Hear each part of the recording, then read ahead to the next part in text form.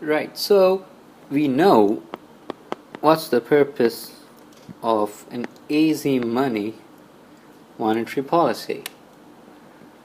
Primarily economic recovery, which means counter recessionary. So this means that money supply increases, leading to a fall in interest rates, and after transmission mechanism, a rise in aggregate demand, causing a rise in equilibrium national income. However, a liquidity trap is when an easy money policy fails to cause a change in interest rates, which means no transmission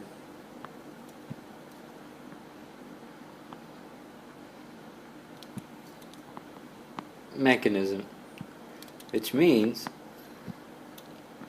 change in income equals to zero. This means that easy money policy has failed to create economic recovery. Now this will be the case when, let's say, this over here we have interest rates, and over on the x-axis we have quantity of money. Say this is your liquidity preference curve. If I sketch the money supply curve, this is where the money supply curve is.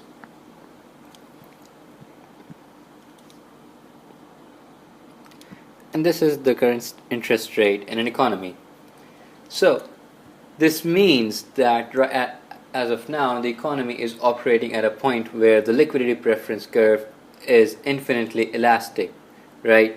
And this is the rock bottom interest rate. This means that people believe that interest rates will rise and can no longer go lower. This means that interest rates are so low that they have touched rock bottom, which means that the bond prices have skyrocketed and people hold maximum idle balance. This means that at this point monetary policy will be ineffective. Easy money monetary policy will be ineffective. So after, let's say, an easy money policy, your money supply shifts. And when your money supply shifts, interest rates should rise. But because the economy is operating at a point where the liquidity preference curve is infinitely elastic, the monetary policy will be ineffective. This means that money supply will increase, but change in interest rates will be zero. This means that a liquidity trap exists, that absorption of any additional money supply will be into the speculative demand for money. This means that any increase in the money supply will go to straight the speculative demand for money.